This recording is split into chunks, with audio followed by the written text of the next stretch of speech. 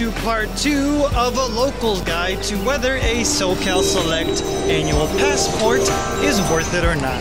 It is reaching the end of my year as a pass holder, so what better time to go over it than right now? Though I sense a disturbance, there's something missing.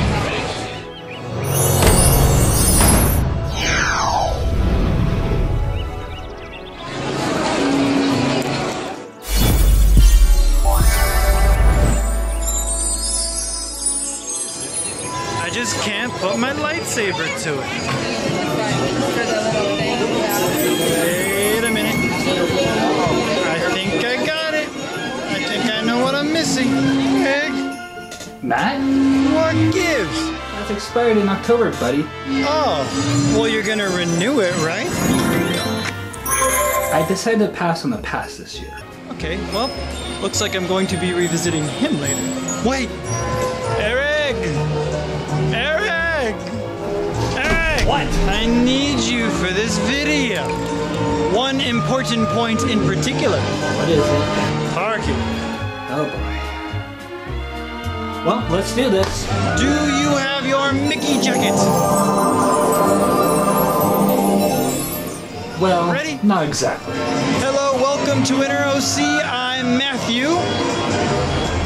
And I'm Eric? Inner OC, bringing you citrus, surf, sand, and on occasion, Disneyland.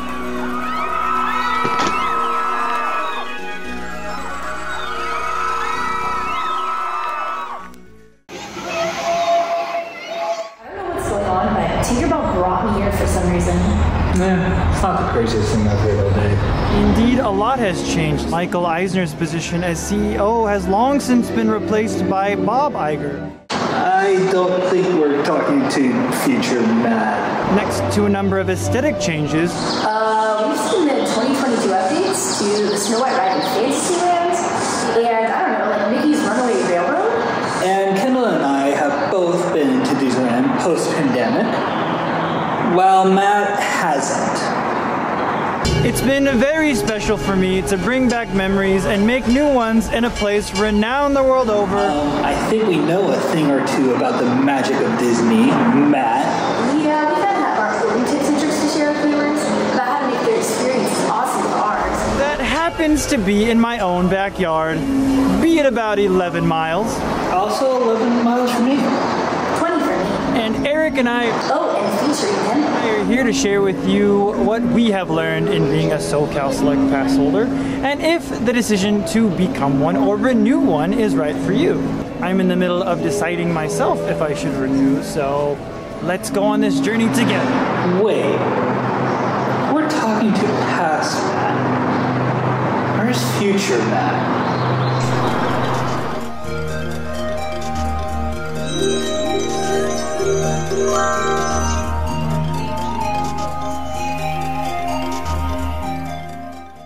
Here's a question. What kind of life do you lead? You could say that Eric and I are in the ideal spot to have an annual pass. Both of us have very flexible lives. How many times would you say that you and I went together? About once a week. This is what 8 a.m. on a December Tuesday looks like when there is magic hours at 7. Now 8 a.m. Bottom line, a general admission ticket usually costs about $125 per person per day, depending on what package you get in. Not anymore. Well, nowadays, it depends on how many days you want to attend. It tends to be cheaper the more days you attend. You can book up to 120 days in advance. It does not include park hopping. Post-pandemic park hopping rules mean that you have to stay at one park and cannot hop until 11 a.m. the same day. Price is based on tiers, and there are 6 different tiers in total, ranging from $164 to $224 a day to $315 to $440 for a 2-day pass. Subject to change. What did you get there? A SoCal Annual Pass. Which has since been replaced with the Disney Flex Pass. Wait, now that's the Magic Key? Man, that was fast. How far we've fallen. Well, buddy, the last time I checked, way back in 2019, the SoCal Select Pass, which might be coming back in a few years, hopefully, was going for $419 due to inflation. But when I got mine, it was $300 back in 2018. And the Legacy Pass over Flex Pass was projected to go for $649. But the Magic Key is like the original annual pass. But worse, with the SoCal Select Pass, you used to be able to go every day except for weekends, holidays, and special events. All summer. But with the new Magic Key, you can only select 2 days a month to go.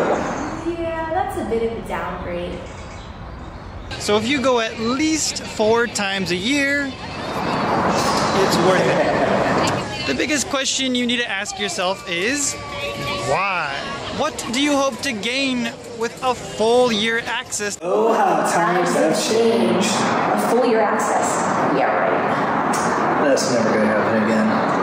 When you look at the difference between the 4 Magic Key options, you can see the extreme downgrade. With the cheapest pass, the Imagine Key, you can only go 2 days out of the month.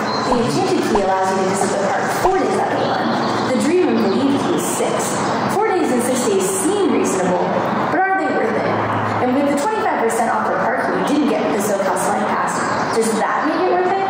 You must reserve at least 90 days in advance. This was first introduced in August 2021. The biggest difference, besides days allowed for reservation between the 4 tiers, is Genie Plus discounts, parking fees, photo pass, merchandise, and specialty dining. And during the year that I've had my pass, I've had pretty straightforward transportation and a friend to go with pretty often. Having someone to go with is great, but conflicting plans and desires can tear apart even the closest of kin. Things like Which rides we should and shouldn't go on, Eric.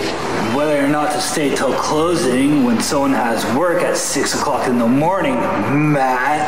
Disneyland is more than just roller coasters, Eric. Disneyland is more than just Fantasyland, Matt. Anything I wanted to do, it was always Eric, Eric, Eric. Who paid for parking, Matt?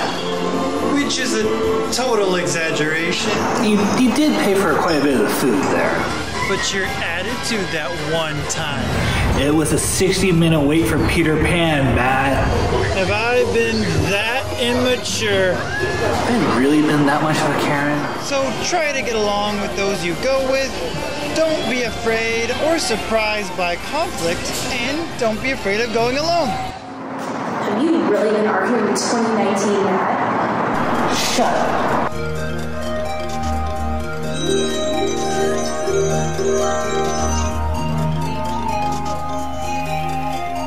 We may be locals, and Orange County might be one of the smallest counties in California, 948 square miles to be exact. But don't be fooled, for some locals it can take even over an hour to get to Disneyland, and that's not always accounting for traffic. In fact, no matter where you live in Orange County, congestion just continues to rise. So much so that there is a redevelopment plan for the freeway system. I do not personally have a car, so it usually takes me about 45 minutes to get to Disneyland on the bus, depending on traffic. Being this early kind of makes you a little loopy, so the bus came promptly at 6:52, and I have just arrived here in Anaheim on Harbor and what is this? East Shuttle area at 7:39.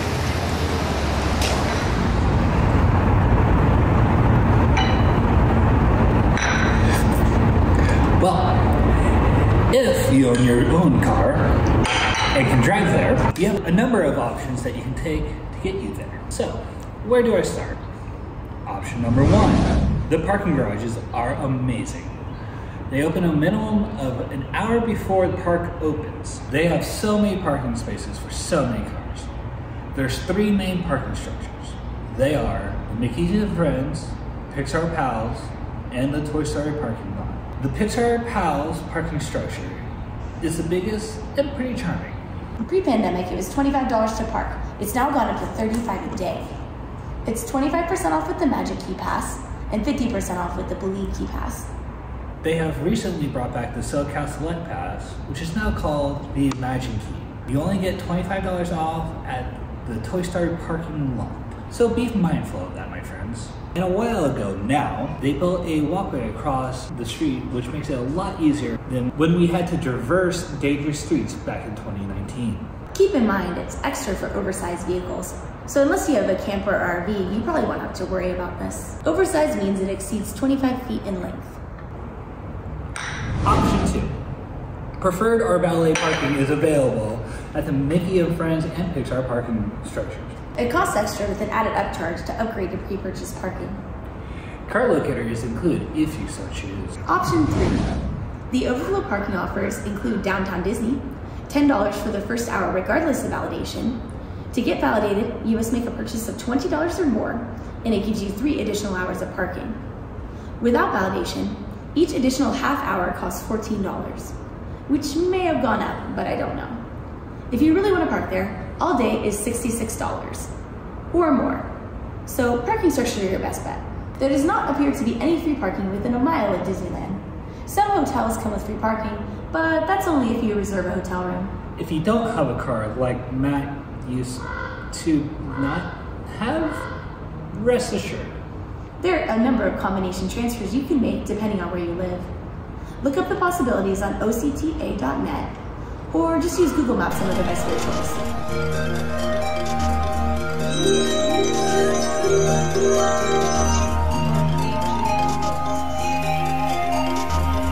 As an annual pass holder, you might want to spend only the first half of the day at the park.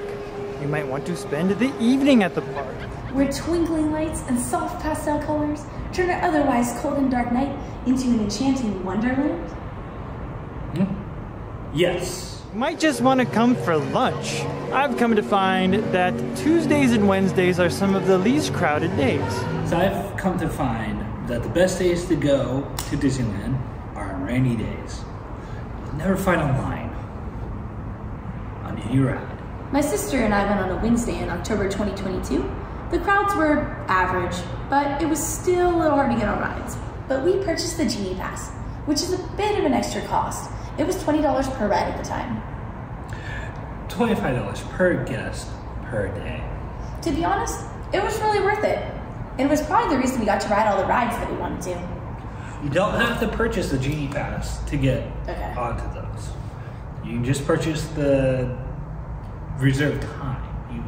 So it's the same as FastPass for back in the day? Basically well, the they got smart FastPass. then and stopped trying to charge people too much. But there are still rides that do cost money to reserve the time. I included Rise of Resistance. Rise of Resistance is one of them. Once you purchase the Genie Plus Pass, select the rides you want to go on and book your experience. You can only book one experience at a time. There are certain rides with special charges, one of them being Star Wars Rise of the Resistance. It's got a $26 fee. Now you must book to get the lightning lane. Did you know that the Disneyland app only takes up 239 megabytes of space on your phone? That's funny enough because now it takes up to 369 megabytes. Dang. But your mileage may vary. So, the hours of operations before 2020 were usually between 8 a.m. to 9 p.m. or 9 a.m. to 8 p.m. or even 8 a.m. to midnight. Me and my sister got on at 9 a.m. and stayed until closing. And what time was that? Oh, I don't know, about midnight. Early entry is from 7:30 a.m. to 8 a.m. General park hours are 8 a.m. to 12 a.m. midnight, with again park hopping available between 11 a.m. and 12 a.m. midnight. For those who want to spend additional hours at Downtown Disney, the area is generally open from 7 a.m. to 1 a.m. Perfect if you arrive way earlier than intended, unless rope drop is really important to you. Which applies now just as much as it did then. Show us your best route for the best day possible. Pass Matt? Oh, okay. To get the most out of your Disneyland experience, you'll want an efficient and scenic route that will take you through the best rides in the shortest amount of time.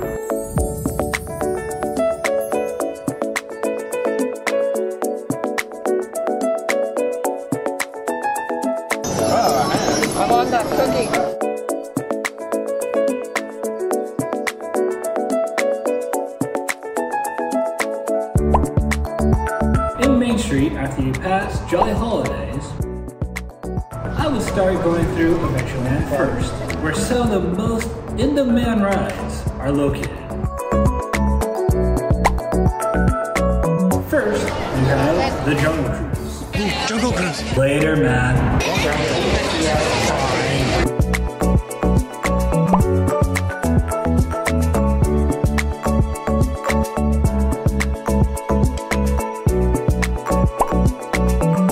But you'll probably want to go on Indy first, right? Focus, Matt. By what used to be Tarzan's treehouse. Now we're going to start back to the Swiss Family Robinson treehouse. Make sure to turn right, and immediately on your left-hand side should be...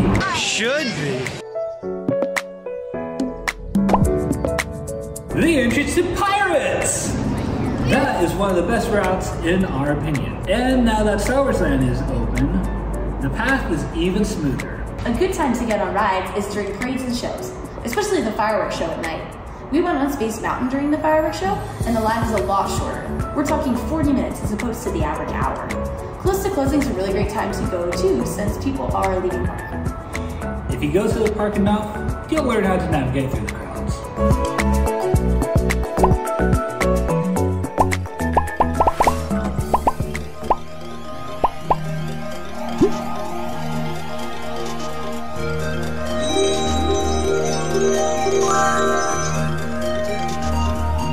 Remember the FastPass and SingleRider, but especially the FastPass? It cost $20 a day back in 2019, before the pandemic. At least SingleRider is back, baby, and it doesn't cost extra. The FastPass has been replaced by the dreaded overpriced Genie Plus, which cost me and my sister $80 for a day, because we were going to go on the current popular rides like Rise of the Resistance. At least digital photos are free with Genie Plus. For you Gen Alphas, back in my day, the FastPass is or was a system in which you ordered a reservation ahead of time for a ride, and when you arrived, you were given a shortcut onto the ride you chose. But for some rides, it doesn't matter how long the line is. Whether you're alone or with friends, or 63 friends, SingleRider is really awesome. Some rides required that you first go through a cast member and get a SingleRider slip before proceeding. Like this one. Allow that to demonstrate. Could I have SingleRider? Are you doing SingleRider right now? We're right there. Okay. A fresh one. This is the part where it's maybe a little awkward. It is kind of for me, even with one of these, because you don't get the exit. It's kind of dark. When the Matterhorn bobsleds have an 80-minute wait,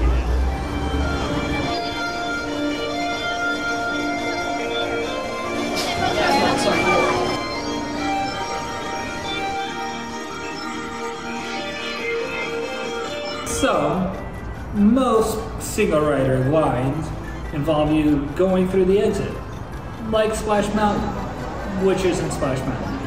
keep in mind, some SingleRider lines are not as well known as others, at least not by us. I had no idea that Indy and Space Mountain had SingleRider lines. One of the best SingleRider lines I discovered was the Incredicoaster. In fact, that's how I first found out there were SingleRider lines. So do not be afraid, no matter how many are in your group. If SingleRider lines work for Matt and I, they'll work for you too. Or Space Mountain. Space Mountain had a SingleRider line? According to my findings, a lot of rides had SingleRider options. They're pretty much back to what they were before the park closed. The thing about Space Mountain is that you do not need to get a SingleRider voucher. You just keep going. No matter how long the lines were, even if they were an hour wait, we got on in less than 10 minutes, most of the time.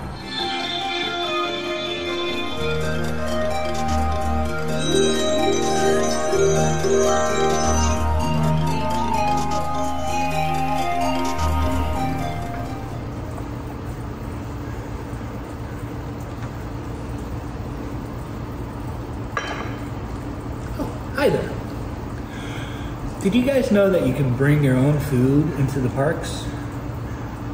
That's great that you can, but as a local, carrying around a picnic basket might not always be ideal.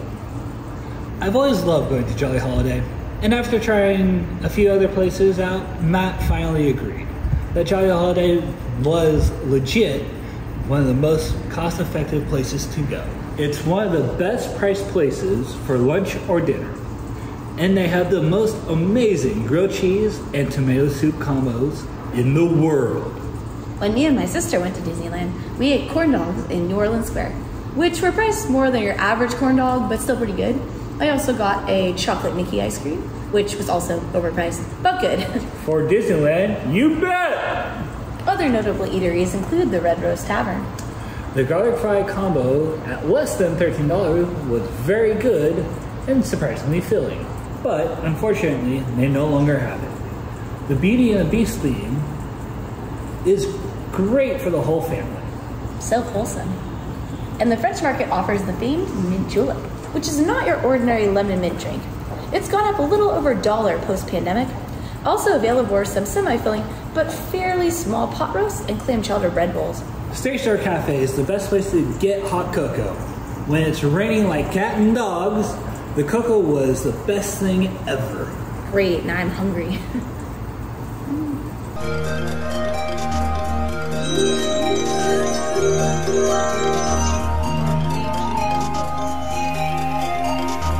Disneyland is one of those very special places you go to go a little bit beyond yourself, to see what dreaming big means. And as a local, for me anyway, it brings back memories of childhood. I happen to have gone when I was a child, so that makes it even more special. But it brings out the child in us. It brings out the side of us that goes beyond the grind of the everyday. If we can afford it, of course. I like that Disneyland gives the opportunity to those who maybe don't have a bunch of money to go year-round, It's helped me to invest in my creative side just a little bit more. And as a filmmaker, that's very important for the one who wants to go, but just doesn't think they can. Disneyland is one of those things that you want to immerse yourself in at least once. If you're a creative mind, if you have great memories here, don't hold back. I can see myself renewing the pass if I made enough, if I had enough. Is it worth it to get a Magic Key Pass? My mother has had the Inspire Key Pass for 2 years now, and I recently bought 2 Magic Keys for my wife and I. The past 2 times that we've gone have been amazing. My wife has started collecting those collector pins. It's a little bit of a problem, but a good one. Disneyland has been a stress and pressure reliever from work. I've been going there since I was a wee little lad. The magic never gets old. It is a privilege to have Disneyland so close by. So for those whose Disneyland is in their own backyard, I say, give it a chance. If you're like me, you also have a busy life and are on a limited budget. With that said, the one time I got to go post-pandemic was worth it. But if the best you can get is 6 days a month with the most expensive pass, I probably wouldn't get a key pass in its current state. I would want to see more days available for the price you're paying.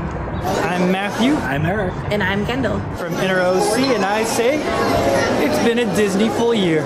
Please hit that subscribe button. We're working to cover Southern California in a way that's unique and immersive, and we'd love you to join us. In the meantime, watch one of our other videos to bring back the nostalgia of pre-COVID Disneyland, and we'll see you when the parks open, which is right now.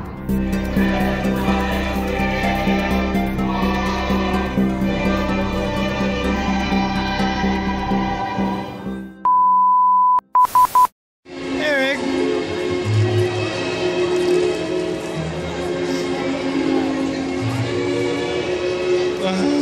Bringing you surf, sand. Wait. Option 2. Dang it. Let me just spell everything really quick. That's funny, Matt. Now, that's funny, Matt. That's funny, Matt. But now it takes up to 369 gigabytes. I have a second phone just so I can use the Disney app. That is one of the best routes in our She experience. laughed. Ooh, 65% chance of rain. Right now? 15% right now.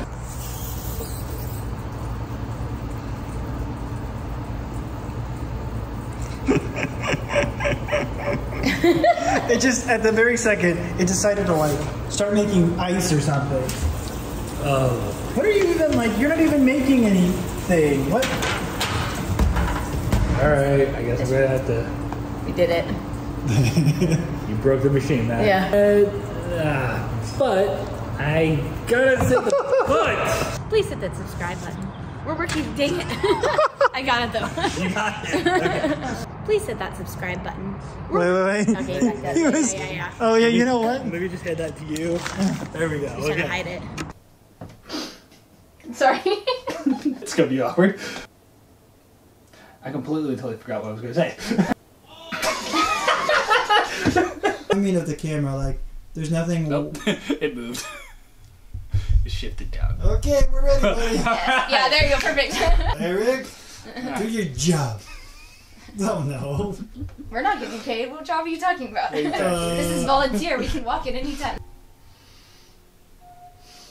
I can't get serious right now. I could four You need to go to Disneyland at least four times a day. to make it worth it. Trust me, I can make it snarky. So loud.